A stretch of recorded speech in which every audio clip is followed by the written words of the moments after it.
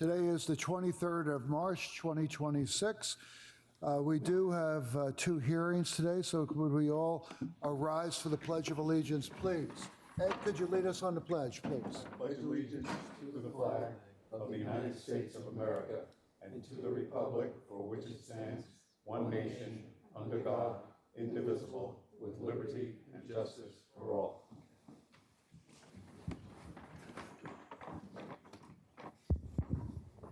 Patrick Halpin. Present. Julianne Nolan. Present. Gerald O'Neill. Present. Edward Wynn. Present. Juan Leon. Present. Frank Santos. Present. Yumiko Healy. Present. Greg Gaxiola. Matt Esposito. Emily Mole.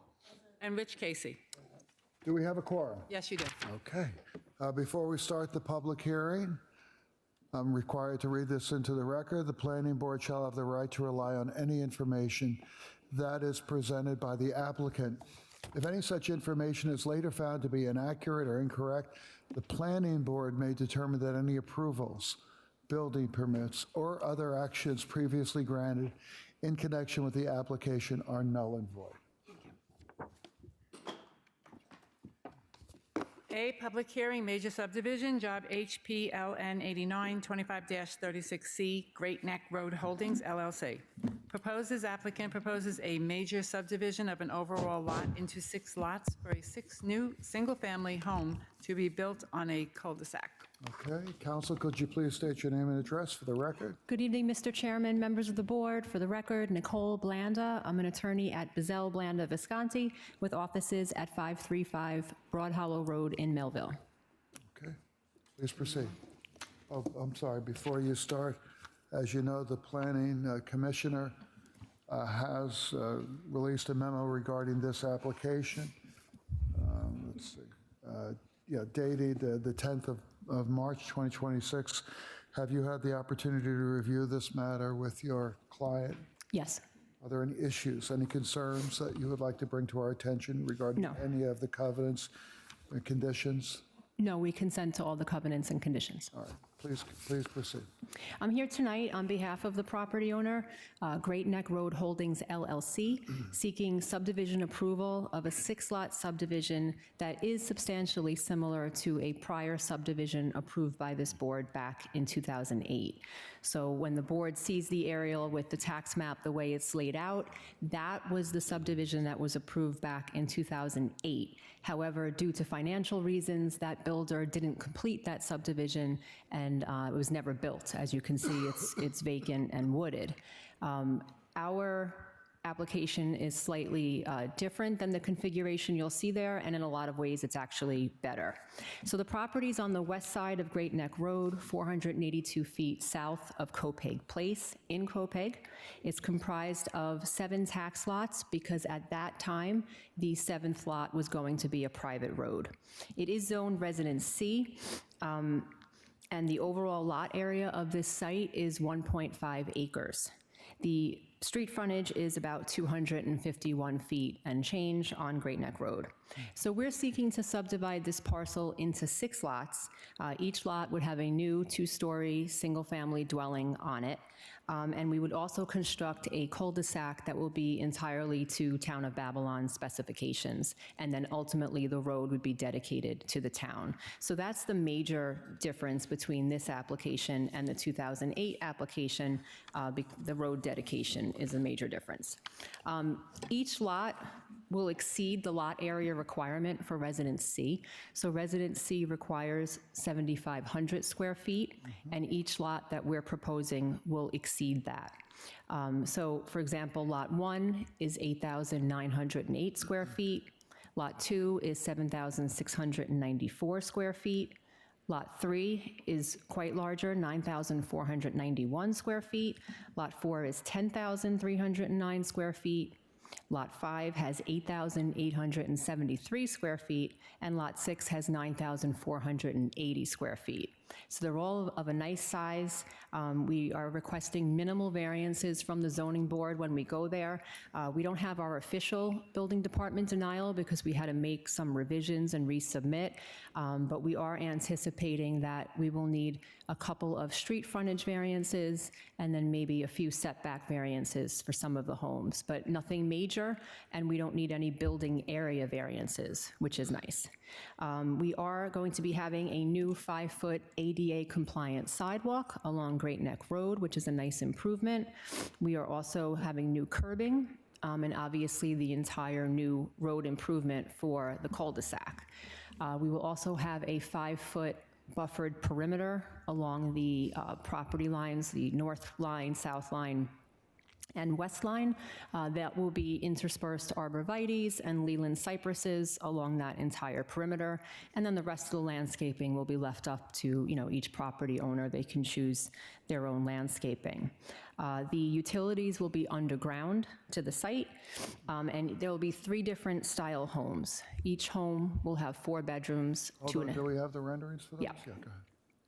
And I do have with me tonight our architect, Charles Lembo from Spaces, and he can walk the board through the different style homes if you want us to do that now, or if you have specific questions for me. Otherwise, I'll turn the architecturals over to the architect. Okay, does anybody have any questions? Ms. Blandon, no? Okay, yeah, please, we'd like to hear from you.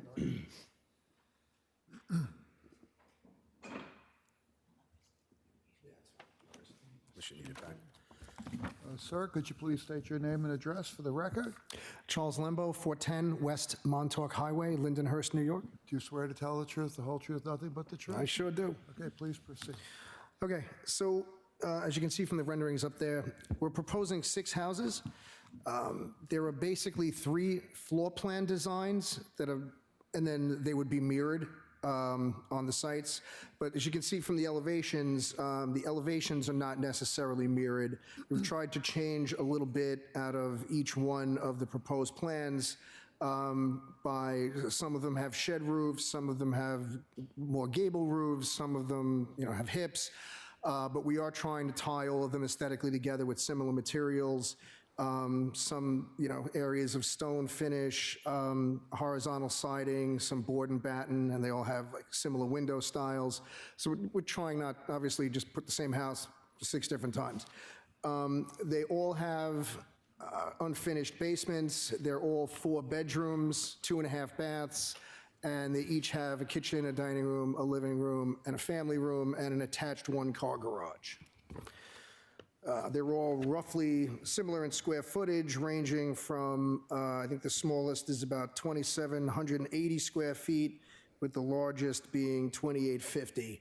And if you look at the site plan, you can see that the 2 on Great Neck Road are similar in floor plan, but the plans are mirrored. Then the 2 further to the west, they're, again, similar floor plans but mirrored, and then the ones in the middle, same thing. They're similar floor plans but mirrored, but the facade treatments on all 6 are different. Does anyone have any specific questions about the houses in any way that I can answer? Do any of the board members have any questions? No. None? No questions? Frank? It's about the drainage in the cul-de-sac and what's going on with that. So each property has its own drainage system for, impervious surfaces on the property. And then the street itself has a completely isolated, separate drainage system made to town specifications. And that's all been reviewed by engineering and highway and everybody else. Thank you. Sure. Next question. Please.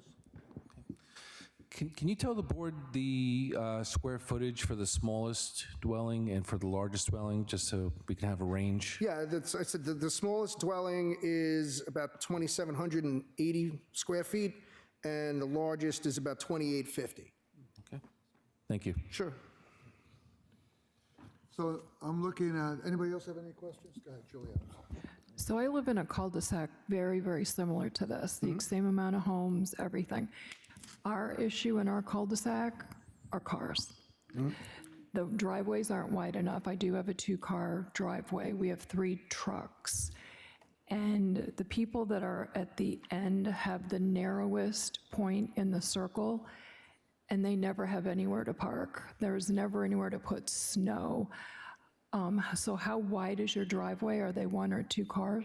So the driveways they're 10 feet wide, but each property has parking for at least 2 cars, and 4 out of the 6 have parking for 3 cars. They have longer driveways, they would be stacked, that there would be one in the driveway and then one in the garage, or one in the garage and two in the driveway. It'll still be a nightmare. I suppose, but I mean, I got neighbors down the block parking on my, my front lawn too, so. And I have a 3-car driveway, so. How many cars do you have at your house? 3 and 4 motorcycles. And then the 4th car's at my mom's house, because I can't fit it, because I only have a 2.5-car garage. How far is your mother from where you live? 8 miles, not far. Not that I want to get personal, but I couldn't help but ask. That's fine. Yeah, everybody's got more than one car. Are there any fire hydrants within the cul-de-sac? Yes, there are. Probably need my reading glasses to pull that one out. Yeah, I just got to figure out which drawing it's on. Yeah, there's at least one. We've been going back and forth with engineering and the water authority and the fire marshal's office. So they're definitely on there, but I'd need like a telescope or something. Can you? I don't know. I can't see it. All right, could you point that? What is that, Lot 3? So in front of Lot 3, it says proposed fire hydrant, Oh, okay. right where the little hand is, yep, there you Wow, go. you can see that? Bravo. Thank you. All right, any other questions? No. Anyone? Unique? Okay, thank you very much. All right, thanks. Is there anyone from the public here that would like to address the board regarding this application? Come on up. Did you have the opportunity to fill one of these out? I didn't.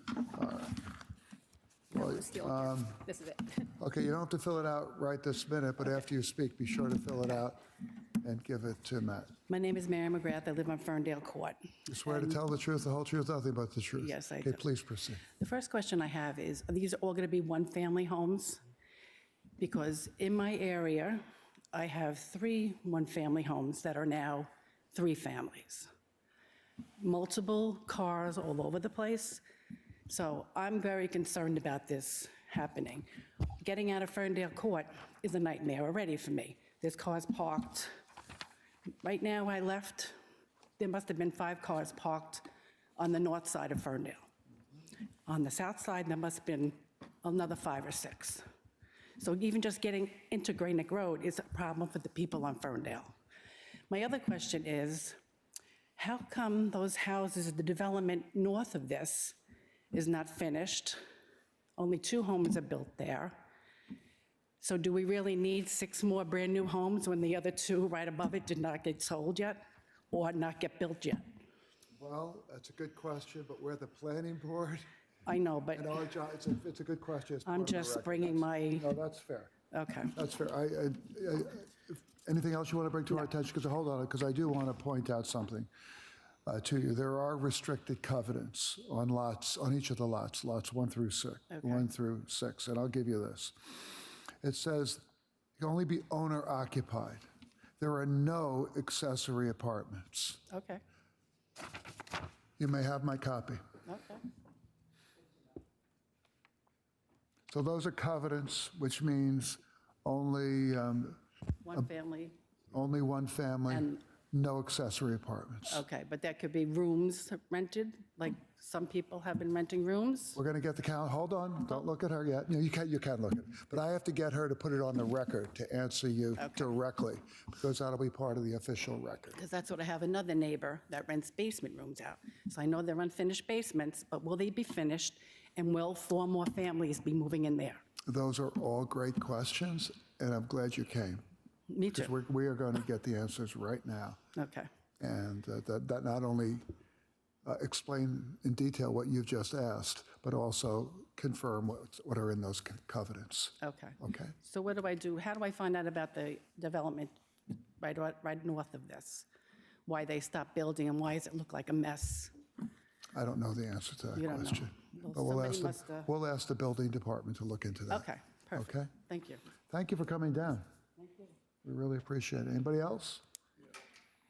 Okay, sir, come on up. Don't forget to fill out that form. Did you fill out the form? I didn't fill it out. Okay, No, well, I you can did fill not. it out as soon as you finish speaking. Okay. But be sure to do that and give it to Matt. Go ahead, please state your name and address for the record. My name is Vincent Urizzo. I live at 70 Ferndale Court. Okay, do you swear to tell the truth, the whole truth, nothing but the truth? Yes, sir, I do. Okay, please proceed. All right, one of my concerns is, you mentioned about fire hydrants in that cul-de-sac. If you can move that picture back a little bit, please. How am I going to get an engine? I'm with the Copeg Fire Department. How am I going to get an engine in there to that hydrant over there? Okay, If I got a house fire over here in the corner? all right. I got to go past the fire, and then I got to make a three-point turn to come around the cul-de-sac to come back to be able to supply water to that fire? Okay, Matt, Matt, could you explain where it is on the, I mean, I know that there's another hydrant outside on Great Neck Road. good question. Those are all good questions. Matt, where's the fire hydrant in this development? It's going to be right about there, I Right think there. they said. Yes, that's right. And Yeah. then the question is there one before you pull into the cul-de-sac? There is another one outside on Great Neck Road, Okay. but I don't think that there's enough there for that. And second of all, again, we talked about parking a little bit, or you've talked about parking, I didn't say anything. But the parking in here is really bad. Ferndale Court, the corner over there is dangerous. First of all, you got some guy parking a big pickup truck right there in the corner. You cannot look south and see anything down the road there. Then you got that corner house, they have like at least 6 cars in the driveway, and then they wrap the cars around the corner fence. So you can't see nothing over there. So you can't tell me that when you take away all the parking where this development is going to be, that the people are parking over there. Where are these people that are parking going to go? Why such a big thing like this? Why don't they just put 2 houses there like were there originally? You're building this monstrosity over here, and I don't see nothing but trouble coming from it.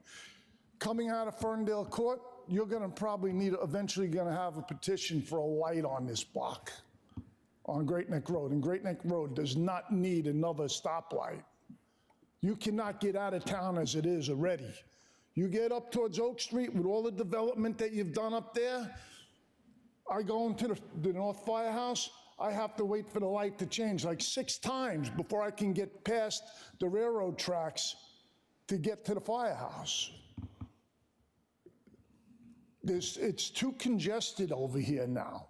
You've built it up so big. You got Oak Street, which is crazy over there with that big tube that's built over there now. The town is just not able to handle this.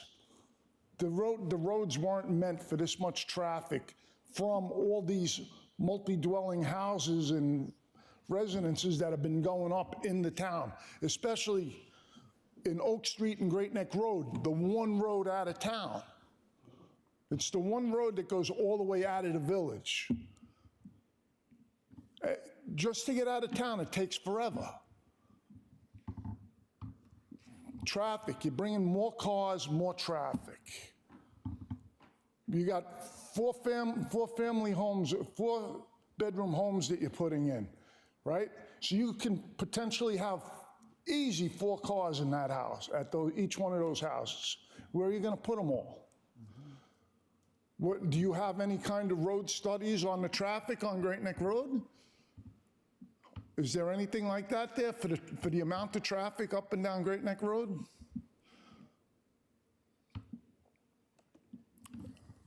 I'm done.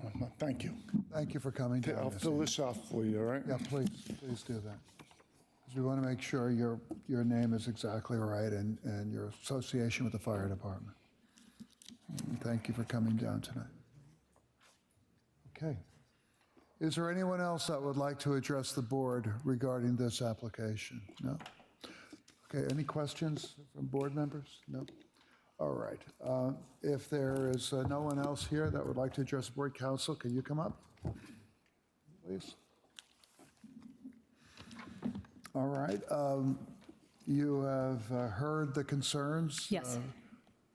From the neighbor regarding, let's deal with the first person to speak regarding owner occupied and. Sure. So there's standard covenants that go on new construction. I'll read them out.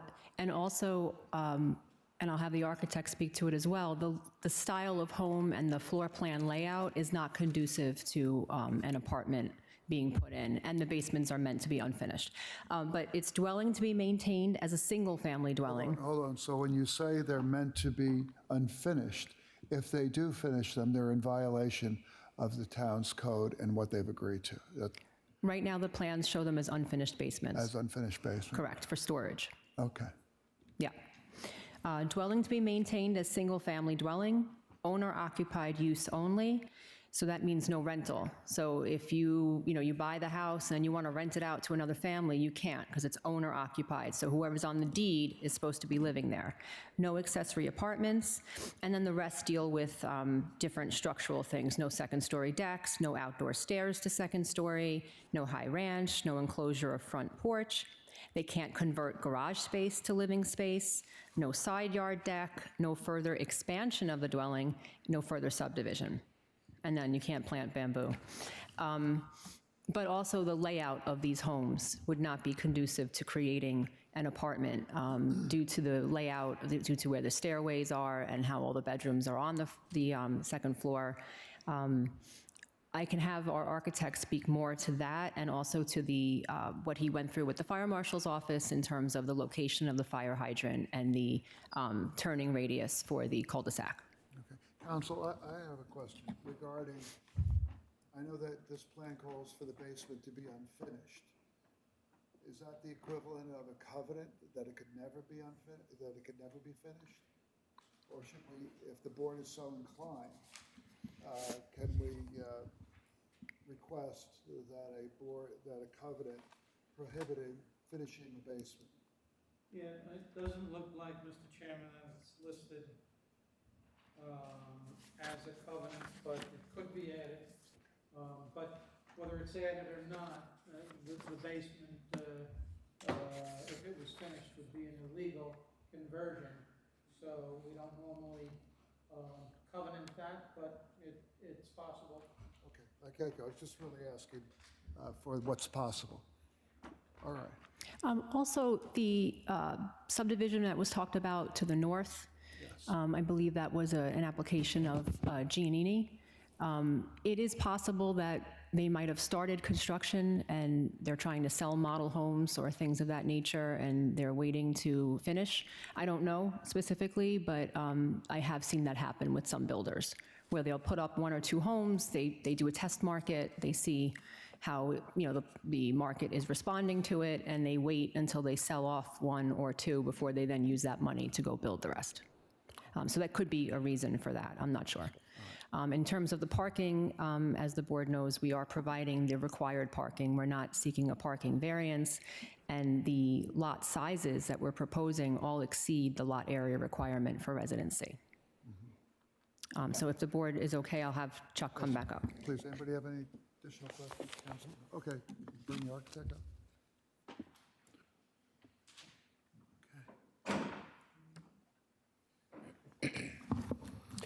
So to address the issue with the fire hydrant and the cul-de-sac, we had numerous discussions with the fire marshal's office. Matt Esposito can attest to that because we went back and forth talking about the required radius. It does meet all the New York State Fire Code dimensions for fire department truck turnaround.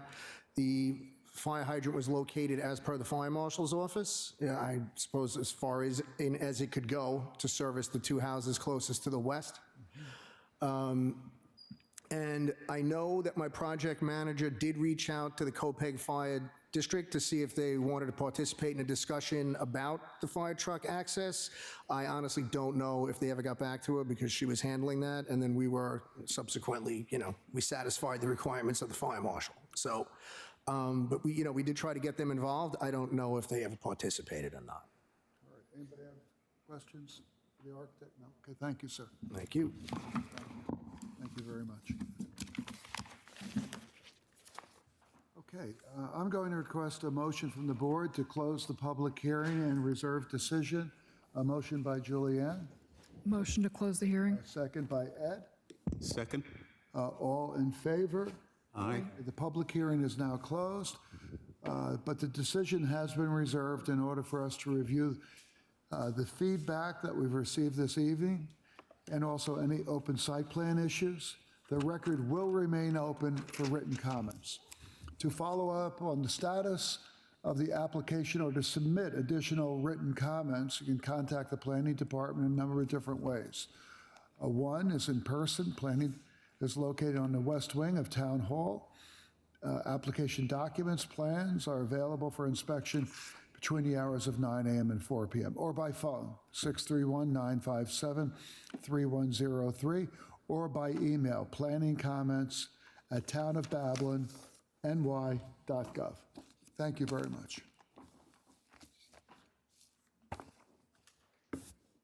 Can you hand in that paper? Oh, yeah, we need the, do you need a pen? Or you're good? You closed the meeting now, right? So I can't speak anymore. No, this hearing is over. This hearing's This over, hearing okay. is over. All right, Yes, sir, thank you. thank you.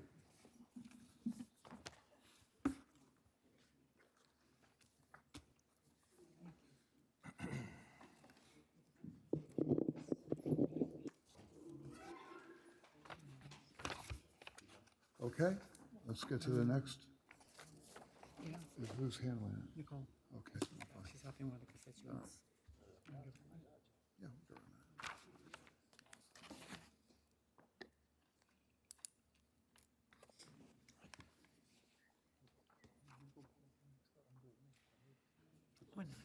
Yeah, why not? We're fine.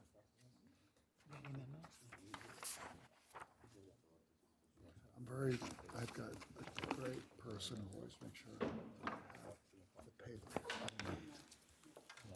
All right, we're ready to start the next public hearing. Thank you. Thank you, sir. Item B, informational hearing, site plan review, job HPLN 100, 25-15A, 325 Marcus Boulevard, LLC. Proposes to legally maintain outside storage of a stone yard materials within rear yard of an existing multi-tenant industrial building. Okay, let's find this. Good evening, Mr. Chairman, members of the board. For the record, again, Nicole Blanda. I'm an attorney at Bizzell Blanda Visconti with offices at 535 Broad Hollow Road in Melville. Glenda, have you had the opportunity to review the memo with your client? Yes. Are there any issues regarding any of the conditions, covenants, and restrictions, or any other aspect of this memo No, you would Mr. like Chairman. to bring to the attention of the board? No, no issues. And does your client have any issues with any of the covenants and restrictions? Nope, no issues. Okay. Please Good? proceed. Okay. I'm here tonight on behalf of the property owner, 325 Marcus Boulevard LLC, in connection with seeking site plan approval of outside storage of materials for an existing multi-tenant industrial building. The property, as you can see, is on the north side of Marcus Boulevard, 850 feet west of Comac Road in Deer Park. It is in an industrial zone. We are zoned Industry GA. It has a lot area of about 6.8 acres, and it's presently improved with a 1- and 2-story building. It's all one building, but there's like a 1-story, and then it bumps up to a 2-story masonry building with COs that date back to 1966. The overall footprint of this building is 97,567 square feet. It's predominantly warehouse and manufacturing uses with a small office space in the back. The applicant, bless you, wanted to come in to legalize some outside storage that was occurring in the rear yard. So if we look at the site plan, there are 3 outside storage areas for materials in the rear of the building. I'm going to begin on the west side. One is on the west side of the site in the upper corner. It's 874 square feet of sand storage. There's another more centrally located outside storage area that is 400 square feet. And then there's another one on the east side that is 4,074 square feet. So some of this is for stone material, and some of it will be for concrete powder. Basically, what's happening here is you can see there's railroad tracks, which is odd for a property, but there's an existing easement that is pretty old, and there's an easement from the railroad that gives it access onto this site as well as neighboring sites, I believe through PC Richards, which makes sense. We abut, the railroad and Long Island Avenue, and this kind of grew up as an industrial area.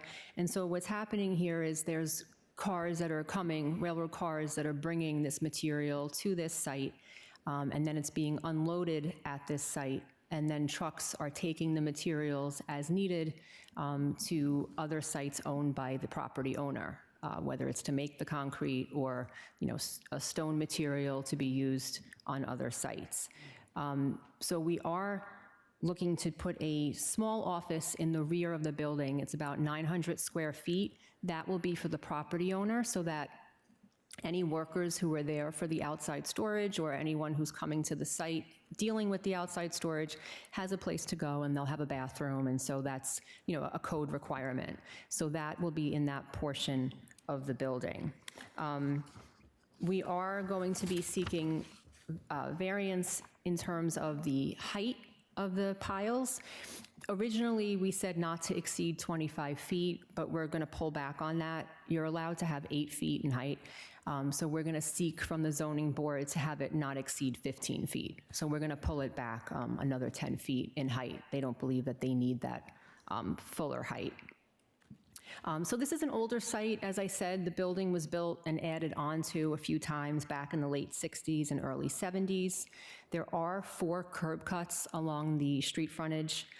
There's a westerly curb cut that brings you into the, surprise, west side of the building, where there's parking spaces, handicap spaces, and then a gate. As you go through the gate, you come to a loading area. There's some loading docks on the side of the building as well. And then we have a refuse enclosure as we head north towards towards that portion of the property. That's one of the refuse enclosures.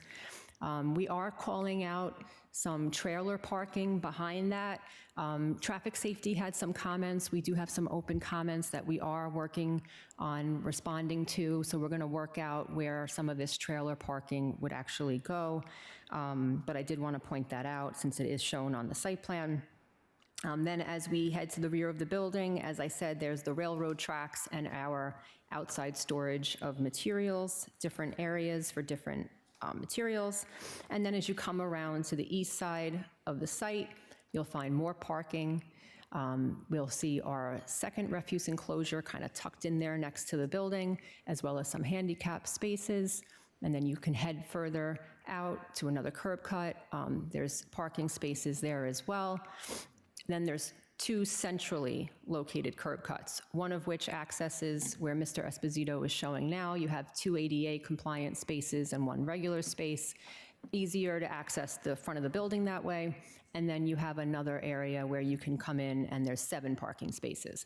All of these parking spaces are existing. So it might not look like what you're used to seeing, but these are all existing striped spacings, and it has worked for all these years. We will be seeking a parking variance from the zoning board. 253 spaces are required. As I said, this is quite a large building, but most of it is warehouse space. We're providing 156 spaces. Again, it's always worked here. The types of tenants that are here don't have a lot of employees. You're not having members of the public coming in and out of this site. So you really don't require the amount of parking that the code says that we are required to have. There are a few different tenants in this building currently, one of which is Polari Fulfillment Center. They kind of act as a Polari, P-O-L-L-A-R-I. They act as a printing, reproduction, shipping kind of company. If you need brochures made, if you need flyers made, they do that. But they also pack, apparently, holiday gifts, holiday baskets, things of that nature. They are occupying about 48,917 square feet. They only have 24 employees. Their hours are normal. I'm sorry, they only have 10 to 15 employees. That was a different tenant. But only 7 of them actually drive, most of them carpool, and their hours are between 8 and 5. There's also a tenant in there called Better Header. They occupy 8,500 square feet of warehouse space. and about 1888 of office space on the second floor. They deal in steel custom fabrication and fasteners. They have about 4 employees that work there, again, normal business hours. And then there'll be a manufacturing tenant that is going to be in the larger space. That's the 48,917 square foot space, and they're going to be applying for a building permit soon to occupy that space, and they're going to have about 24 employees and be there from like 7 to 7.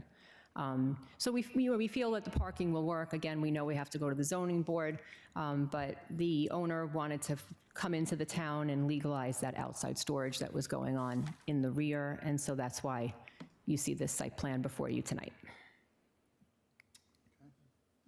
Do any of the board members have any questions? So essentially, they've been doing this illegally. They've been carrying on operations for quite some time now. How long? Like I said, the prior owner, I don't know how long they've been doing it. The railroad spur has been there for quite some time. Okay, yeah. So obviously, they're hauling material in Yes. and out. So they're going to be hauling the material out by tractor Trucks. trailer, by Yeah, truck. by trucks. And I'm sorry, you probably said it, but there's a lot to digest here. Where will they be loading up the trucks? In the rear. So they'll have, the trucks can come around to the rear and access that's why some of the storage materials are kind of spaced out. So there's a scale back there where they weigh the materials, and then I guess they figure out what job or what site they're going to be going to. So you have the small storage area on the west side, you have a little storage area being shown in the middle, and then you have a larger storage area on the easterly side. But then you have all that space, in between for the trucks to come through. And they can also make their way in a horseshoe shape around the main building. So it's kind of what goes on across the street here. At the diner? No, there's a place there where they mix cement and everything else, and Down the road here where they make the cinder blocks. yes, oh no, that's cinder blocks on Sunrise Highway. But there's another place. This is not a cement plant. Yeah, we're not mixing Okay, cement so- or anything no, like that no, here. Anyway, I don't mean to bring it up because it's not relevant. So strike that from the record. Okay. Yeah, I don't want to, All that's not right, happening. So you have any idea what that manufacturer is going to be? In the larger space? Yeah, in the It's larger going to be a cannabis processing plant. So specifically just processing, which is not retail, not a micro business, just growing and processing. It's specifically, They're a grower there. yes, and that's considered a manufacturing use under the code. Under our code? Yeah? Are there any air quality issues with that? We shall see. They haven't applied yet for the building permit. All right. Matt, make a note of that. We don't want to be drawing all kinds of interesting animals to that anyway. They'll be. I don't know, Mr. Chairman, sometimes driving up and down the road lately, I just, you smell all kinds of things I don't these know. days. I don't go into the city that often anymore, but. You don't even need to be in the city. I'm talking about out here, with driving people around. driving by? I smell cannabis quite a bit. Well, that must be Jerry with one of his convertibles. Those days are long gone. Oh, God. You know what Bill Clinton said? He never inhaled. All right, okay, thank you very much. Anybody have any questions? Questions? No? All right, thank you very much. Okay. That's good, I like it. All right, is there anybody here from the public? No? Who would like to It's an address the board? informational hearing, so there wouldn't be. So this is informational, that's where the cannabis came in. So you finally got to the punchline. Because we hold the information, I was wondering what was going on here. Because there's a cannabis thing. No. The cannabis doesn't need a special permit from the ZBA or anything. No, I'm not saying that, but the town code is that they have to have an informational hearing, anything related, if it's related to cannabis. Is that right, Mr. Cannabis expert? Mr. Chairman, the applicant has a site plan, but it doesn't abut residential, that's why it's an informational hearing. Yeah, we're surrounded by I get it, industrial. But we often have informational hearings for cannabis retail places. Yeah, but this application isn't contemplating the cannabis aspect of this application at all. Oh, okay. This is for the site plan and the outdoor storage. Oh, so it's an outdoor storage? Yes, okay, got that. All right, that's fine. But you asked who the tenant was going to be, and I'm not that's going to fine. withhold Well, that. we actually could check both boxes, because you did bring it to our attention. I did. In case somebody else says, you got to have another informational hearing. Okay, anybody else have anything? That's enough for me. You don't want to hear from me anymore. Okay, so, all right, so we need a motion from the board to close this informational hearing. Let's see, a motion by Ed, Motion to close and reserve. second by Juan. Second. All in favor? Aye. Approved, thank you Thank you. very much. So this is an informational hearing. That's the extent of our action, correct? Correct. Closed last year. So we're not reserved, we don't have to have a reserved decision. Or do we, is there a decision for us to take? Yeah, we reserve decision. For any additional comments or anything like that? Okay, Correct, yeah. all right, fair enough. Thank you, Ed. All right, so we're now going to go to